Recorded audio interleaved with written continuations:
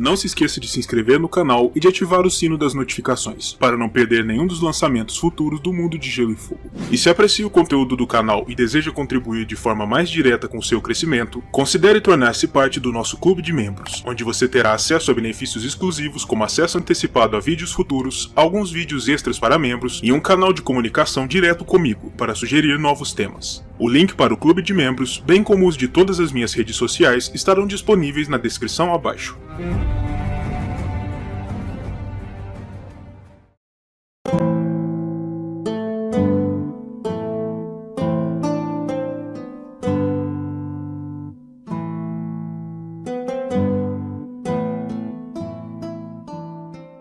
Vila Velha é uma das maiores, mais importantes e mais antigas cidades em Westeros, fundada ainda em tempos ancestrais, e que foi durante milhares de anos o maior centro de poder e influência no continente, abrigando uma das estruturas mais impressionantes em todo o mundo conhecido, o coração da erudição nos Sete Reinos e, após a invasão Andala, o epicentro da fé sagrada, o que a tornou, ao menos até a fundação de Porto Real, na cidade mais influente e importante dentro das terras do Point. Sendo um local tão antigo, não é de se surpreender que os registros sobre a fundação de Vila Velha sejam escassos e difíceis de se rastrear, e que boa parte da história tenha se perdido em meio às brumas das lendas. As mais antigas inscrições rúnicas deixadas a nós pelos primeiros homens, bem como os registros posteriores de mestres que alegaram ter vivido em meio aos Filhos da Floresta, quando esta pequena e misteriosa raça humanoide ainda existia nas terras ao sul da muralha, confirmam que o ser humano tem habitado as terras no entorno da desembocadura do Vinhomel desde a aurora dos tempos, o período mítico e longínquo no qual é difícil separar os fatos das fabulações. De acordo com o que escreveu o mestre Jellicoe, um dos maiores e mais destacados estudiosos da história desta porção do continente, o assentamento que se encontrava na margem da Enseada dos Murmúrios, a baía que se abre a partir da desembocadura do rio, teria sido iniciado como um posto comercial onde embarcações vindas de lugares tão distantes quanto a Península Valeriana, a Baía dos Escravos e as Ilhas do Verão podiam fazer paradas para angariar suprimentos frescos e para negociar com as chamadas raças antigas, dentre as quais se encontravam os próprios filhos. Mais adiante, durante a Era dos Heróis, a ilha que abriga atualmente a corvoaria da Cidadela era supostamente usada como covil de um lorde pirata, que fazia sua fortuna pilhando os navios que desciam o Vinhomel. Ao mesmo tempo, uma casa da aristocracia dos primeiros homens ergueu para si na chamada Ilha da Batalha, embora já não se saiba a que batalha tal nome se refere ou quem foram os homens que a lutaram, uma torre de pedra negra oleosa sobre uma inusitada fundação, as ruínas de um labirinto, construído supostamente pelos famosos construtores de padrões, cuja civilização desapareceu antes mesmo do surgimento dos registros escritos, e que nos deixou apenas suas ruínas como testemunho de sua existência. Eventualmente, os senhores dessa pequena fortaleza parecem ter lidado com o Lorde Pirata que saqueava os navios que por ali passavam, pois logo o local se tornou próspero, o que permitiu que tal família construísse ainda mais e melhor por sobre as fundações de sua primeira torre, eventualmente dando origem à Torralta, a fabulosa estrutura que até os dias de hoje domina o horizonte da cidade, e que lhes rendeu o nome pelo qual viriam a ser conhecidos, os Hightower.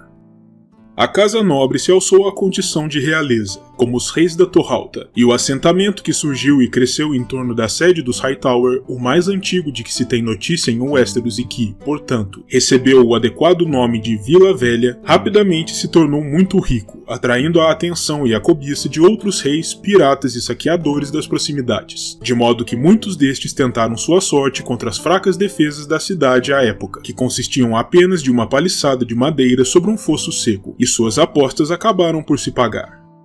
Apenas no espaço de um século, a cidade foi atacada e saqueada por Samwell, o Fogo Estelar, por Corret, o Cruel, e por Giles, o Lamento, que teria capturado e vendido nada menos do que 3/4 da população da cidade à escravidão, embora não tenha sido capaz de conquistar a Torralta em si. Para impedir que eventos como esse voltassem a acontecer, o rei Otho II da Torralta usou parte da grande fortuna de sua cidade para patrocinar a construção de uma linha de altas e fortes muralhas de pedra em torno de toda a cidade, impedindo que os piratas e saqueadores tivessem acesso ao assentamento, pois dali em diante, apenas armas de cerco muito pesadas ou um longo cerco em si seriam capazes de subjugar essas defesas. Quando o vizinho reino da Campina estava se tornando por demais poderoso para ser simplesmente relegado ao segundo plano, o rei de Vila Velha, Lyman Hightower, concordou com uma solução pacífica para a questão dos limites entre os dois reinos, que poderia ter escalado para algo muito mais sangrento caso não fosse endereçada. Tanto ele quanto o rei Gardner Garland II se comprometeram a unir seus reinos através de um duplo contrato nupcial.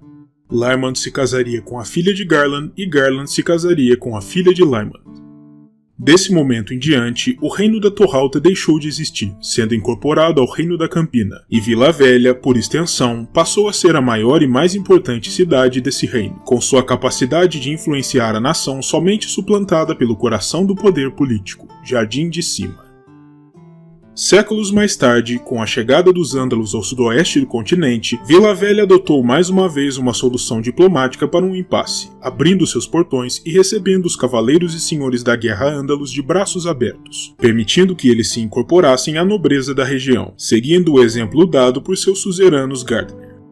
Lord Dorian Hightower até mesmo se casou com uma princesa Ândala, se unindo aos recém-chegados por vias de sangue, e seu neto, Lord Demon, foi o primeiro senhor da Torralta a se converter formalmente à fé dos Sete, definindo mais um grande precedente para sua casa e para toda a Vila Velha. A conversão da cidade à nova fé foi sacramentada cerca de 1000 anos antes dos tempos da conquista, quando Lord Tristan Hightower ordenou a construção do imponente Septo Estrelado, em honra à memória de seu mentor, o Septão Robinson, que serviu como administrador de Vila Velha durante os anos de minoridade de Tristan. A riqueza e a opulência do septo tornaram o local perfeito para servir como coração e centro espiritual da fé em todo o continente, e desde esses tempos ele passou a servir como a sede do Alto Septão em Westeros, situação que só viria a se modificar após a conquista Targaryen, a quando da construção do grande septo de Baelor em Porto Real. A quando do desembarque de Aegon e seu exército às margens da Torrente da Água Negra, Vila Velha era inequivocamente a maior, mais rica e mais importante cidade nos Sete Reinos, e por isso mesmo, quando o conquistador atingiu os portões da cidade, depois de já ter subjugado o restante da Campina, provando a todos no continente que ele não era alguém para ser desafiado, Lord Manfred Hightower procurou o conselho do Alto Septão sobre o que deveria ser feito quanto à imensa ameaça que se avizinhava. O Alto Septão se trancou no septo estrelado por 7 dias e 7 noites, meditando, jejuando e rezando, em busca da orientação dos Sete, rogando à velha que levantasse sua lanterna e lhe mostrasse o caminho certo a seguir. Durante sua vigília, o Alto Septão teve visões de Vila Velha queimando, e por isso, ele aconselhou Lord Manfred a fazer como os Tyrell haviam feito em Jardim de Cima e como seus próprios antepassados haviam feito a quando da chegada dos Ândalos, abrindo seus portões e recebendo Aegon na cidade. E assim foi feito. O próprio conquistador sabia bem do tamanho da importância que sua entrada em Vila Velha tinha para a conquista como um todo, e por isso, ele mesmo determinou que o ano de sua entrada na cidade e de sua coroação pelo próprio Alto Septão como o primeiro monarca do continente unificado seria o ano 0 da contagem oficial em seu reino, o momento em que seu reinado verdadeiramente se iniciava, o que também serve para mostrar o tamanho da influência de Vila Velha na história dos Sete Reinos.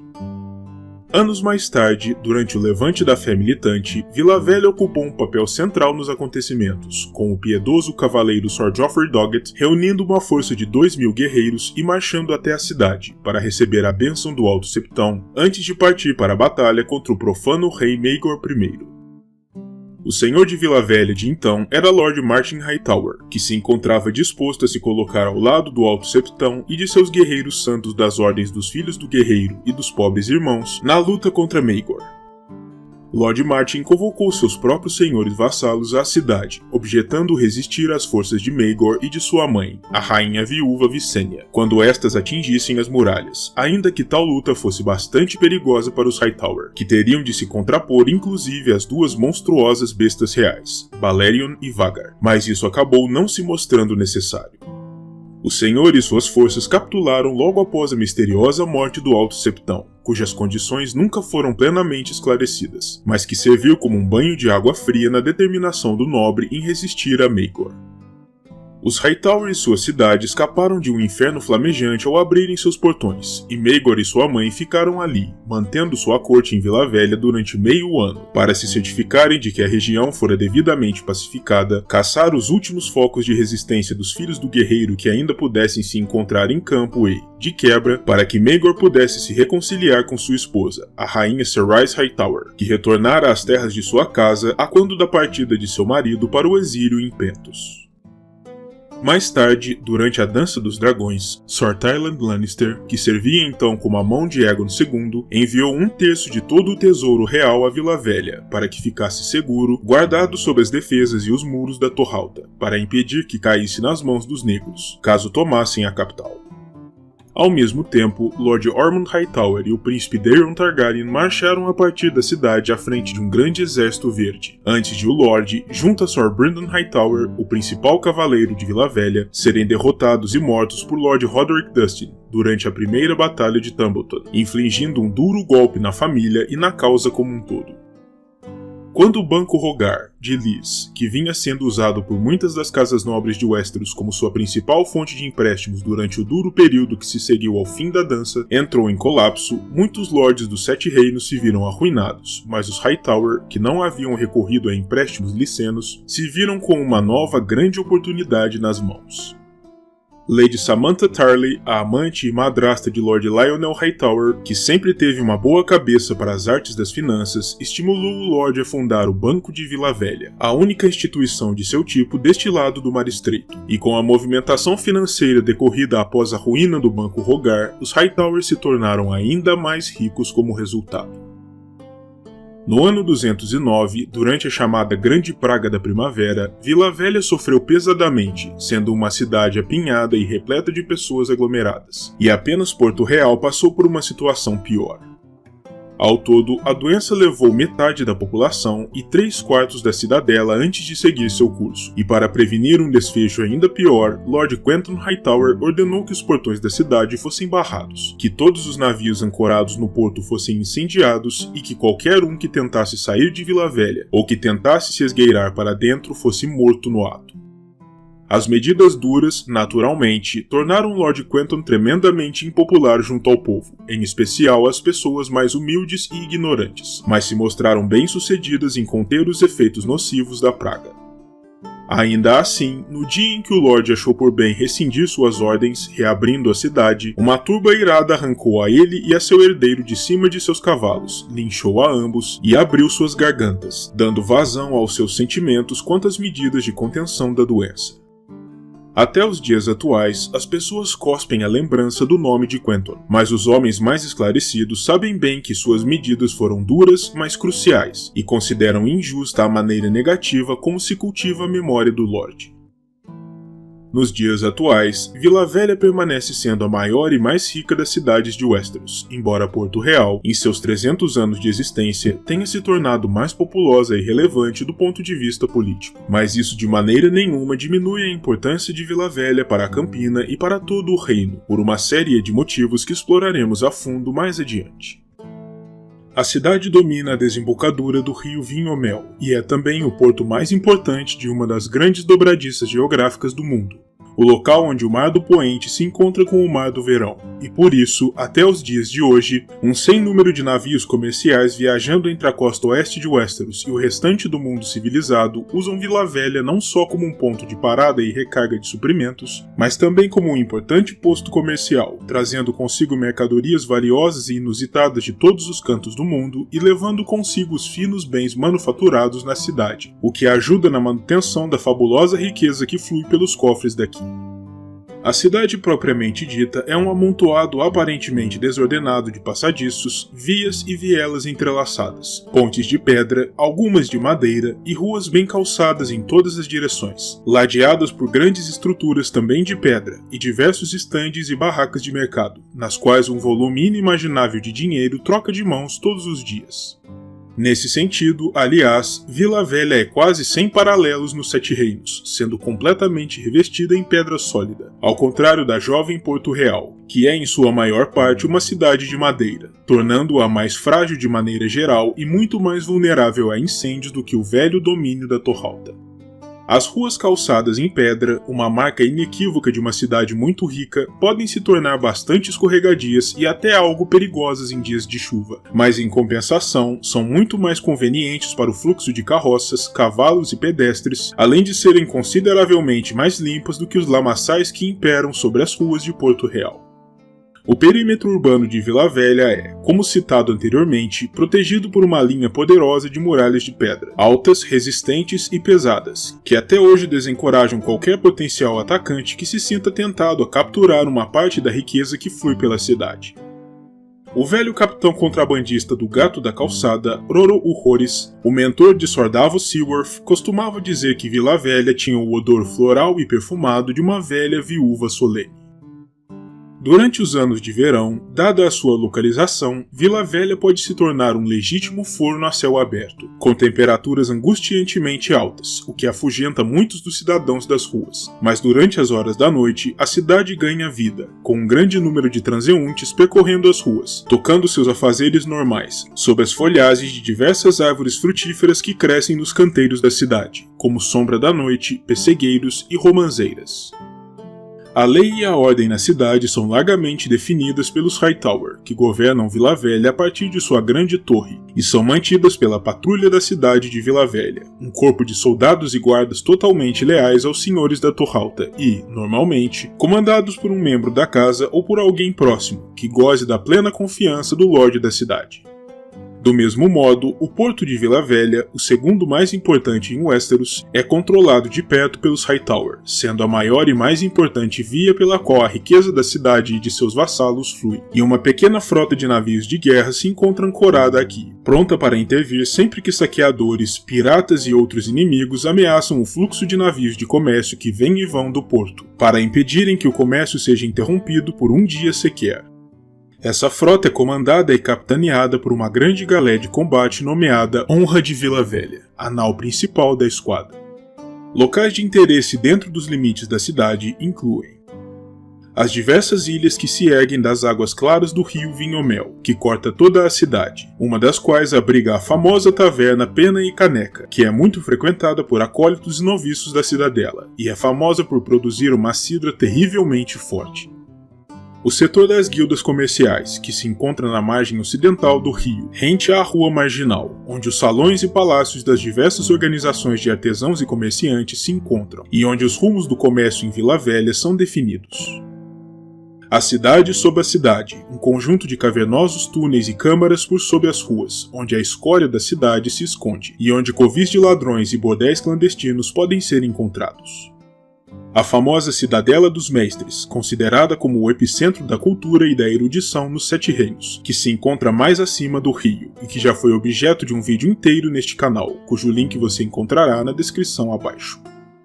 O também já citado Septo Estrelado, outrora o coração da fé dos Sete em Westeros, que perdeu seu lugar de centro da religião, mas que ainda permanece sendo o maior e mais importante templo da cidade, e um dos mais impressionantes em todo o reino, que tem seus iguais apenas no Septo dos Tyrell em Jardim de Cima e no Grande Septo, na capital. Outros 7 septos, construídos próximos ao Septo Estrelado por ordem de Daemon Hightower, dentre os quais o Septo dos Marinheiros, próximo ao porto, o Septo do Senhor, mais próximo à Torralta, e os 7 santuários erguidos entre os jardins que margeiam o Vinhomel. A Casa da Mãe, um grande convento que recebe donzelas de todas as partes do reino para que sejam treinadas e instruídas nos mistérios da fé, podendo inclusive tornar-se septãs. Muitas filhas da nobreza se recolhem à casa da mãe em Vila Velha durante longos períodos, quando sua honra é posta em questão ou simplesmente desejam um período de paz e contemplação, distantes das pressões de suas respectivas sedes ou da corte. Uma pequena série de templos dedicados a deuses estrangeiros, que servem principalmente os marinheiros vindos de outras partes do mundo, e que se localizam próximos ao porto. Existem aqui, entre outros, um templo consagrado aos deuses das Ilhas do Verão e um templo vermelho, onde os sacerdotes de Hilor mantêm suas vigílias noturnas.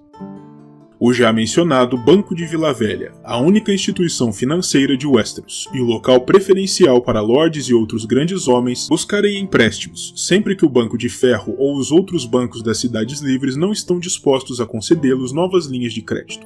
É uma instituição dominada e controlada pelos Hightower.